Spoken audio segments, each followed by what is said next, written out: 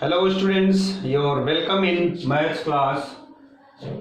Today I am going to tell you question number 6 of exercise 13.1. I have taken question number 6 from exercise number 13.1. Let us see. Kavya deposited का मतलब जमा किया। काव्या ने 8,500 इन ए bank, एक bank में 8,500 जमा करती है। which pays हर 12% इंटरेस्ट, और वो बैंक जो है 12% इंटरेस्ट देती है पर एनम हमने बताया था।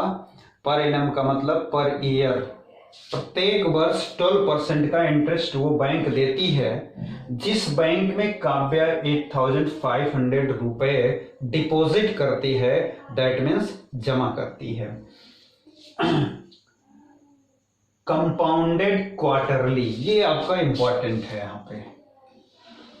कंपाउंडेड क्वार्टरली, पिछले क्वेश्चन में आपने देखा था वहां कंपाउंडेड एनुअली था, यहां पर क्वार्टरली है।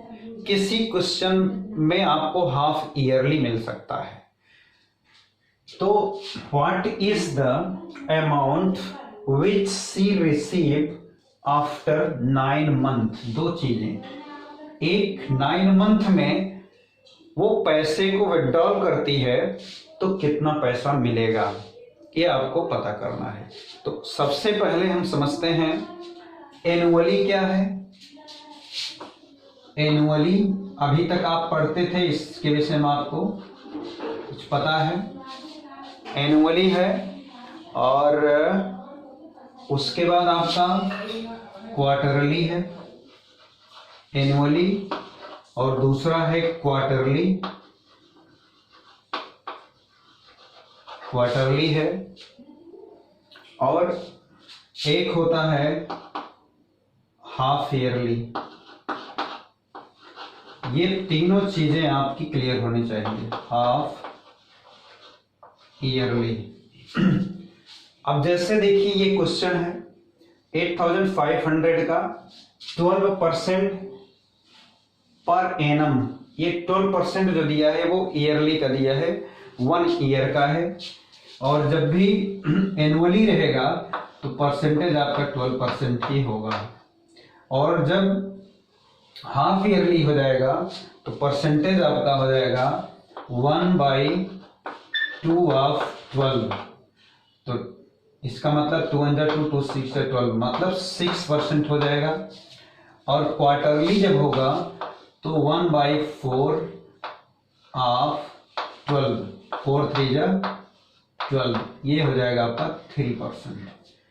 मतलब जब भी क्वार्टरली पूछेगा तो 3 से आपको इंटरेस्ट में डिवाइड कर देंगे तो आपका क्वार्टरली आ जाएगा। टाइम में भी वही करना है। जब 12% ईयरली है, एनुअली है, तब टाइम आपका 1 ईयर रहेगा या 2 ईयर जो भी हो। लेकिन जब क्वार्टरली कहेगा या हाफ ईयरली कहेगा तो 1 ईयर में कितने मंथ होते हैं? 1 ईयर में 12 होते हैं। 12 का हाफ ईयरली हो जाएगा 2 6 से 12, 6 मंथ की कितने टाइम हो जाएंगे? 12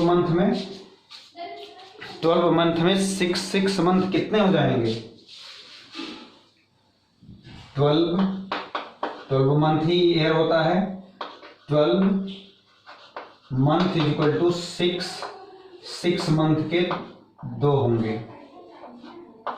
2 बार 6 मंथ करोगे तो वो हो जाएगा, टाइम हो जाएगा, टाइम इज इक्वल टू 2 हो जाएगा। 1 ईयर की बात हो रही है। अगर 2 ईयर होगा तो 6 मंथ कितने हो जाएंगे? 2 ईयर में 4 हो जाएगा। और 3 ईयर होगा मतलब 1 ईयर में 2 हाफ ईयरली, 2 6 मंथ का। उसी तरह से क्वार्टरली का मतलब क्या होगा? क्वार्टरली हो जाएगा यहाँ पर 12 मंथ में 1/2 किया गया था, इसमें अपान 4 किया गया है, तो मंथ में भी अपान 4 कर दिया जाएगा। 4 3 जा 12, मतलब 3 मंथ का 1 क्वार्टर होगा। 3 मंथ का 1 क्वार्टर होगा, तो 9 मंथ यहाँ टाइम दिया गया है, time is equal to 9 month और 3 month is equal to 3 month is equal to 1 quarter आपने लिखा है, 1 क्वार्टर तो 9 मंथ इज इक्वल टू 9/3, ये हो जाएगा 3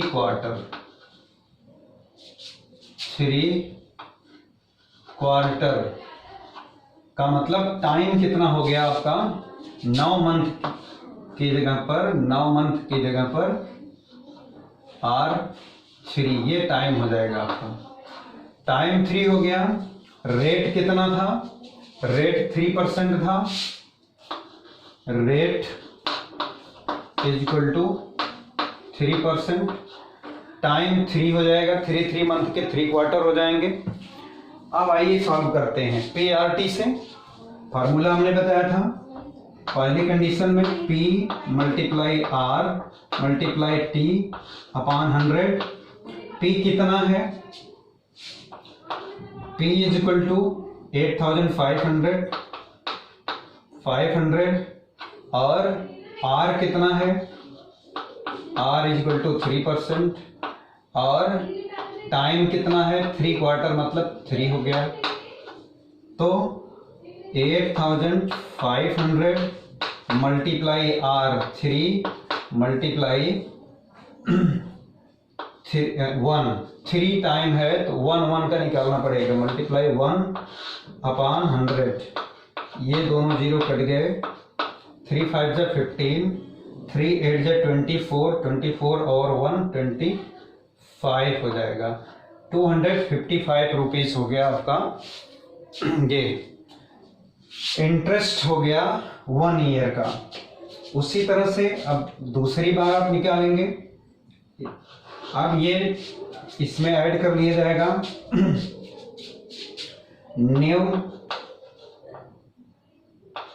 न्यू पी क्या होगा, जो आपका इंटरेस्ट आया है इस इंटरेस्ट को आप अपने मेन अमाउंट में ऐड कर देंगे।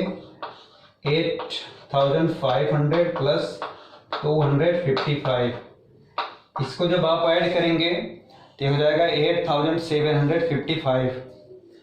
8,000 मतलब 5 और फिर 5 और 5 to 7, 8,755, ये क्या हो गया, न्यू पी हो गया।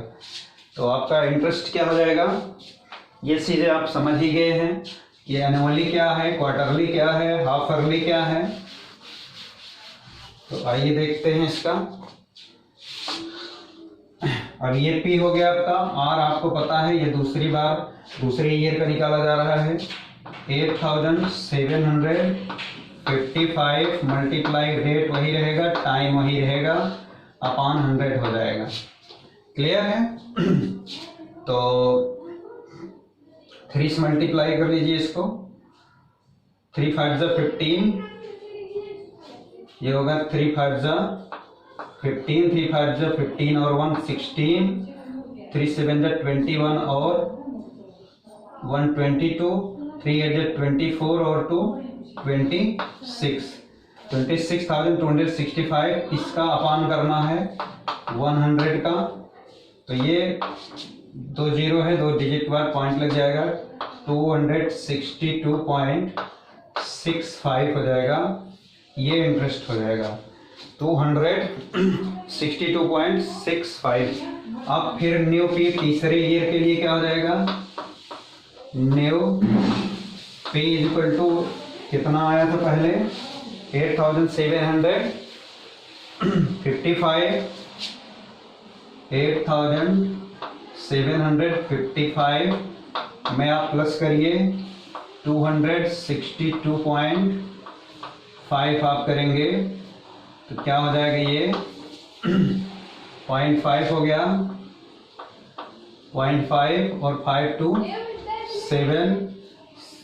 7, 6 5 11 कैरी 1 और 2 और 7 9 और 1 10 हो जाएगा, 8 और 1 9 हो जाएगा।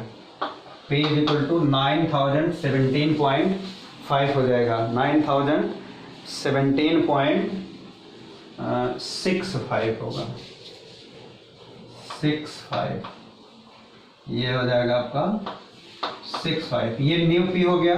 फिर पी आर टी निकालेंगे तो क्या होगा इस बार 9017.65 मल्टीप्लाई 3 मल्टीप्लाई 1/100 करेंगे और फिर आपका 3 मल्टीप्लाई होगा, 3 5 जा 15, 3 6 जा 18, 18 और 1 19 और 3 7 जा 21, 21 और 1 22, कैरी हुआ 2, 3 1 जा 3, 3 2 5 हो गया, 3 0 जा 0, 3 9 जा 27 अपान, अच्छा यहाँ 0.2 डिजिट बाद लगा है, अपान 100 हो जाएगा।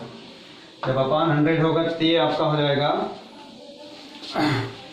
270, ये पॉइंट यहाँ लग जाएगा, ये हो जाएगा 270.5295 लिख सकते हैं। अब ये इंटरेस्ट आ गया आपका और ये आ गया और ये 255 और 262.65 और ये तीनों इंटरेस्ट है। अब तीनों इंटरेस्ट बाद पूछ रहा है कितना देना पड़ेगा उसको, कितना मिलेगा 8500 और ये सबको एक में ऐड कर लीजिए तो हो जाएगा टोटल होगा पहले 8500 प्लस पहली बार कितना आया था 255 प्लस दूसरा आया था 262.65 और प्लस लास्ट में क्या आया है 270.52, 2 डिजिट ही लिखिए। इन सबको आप ऐड कर देंगे तो आपका आ जाएगा 288 पॉइंट, इतना ऐड करने पर आ जाएगा 17.17, यही आपका आंसर हो जाएगा 9288.17। तो इस तरह से ये आपका क्वेश्चन कंप्लीट होता है।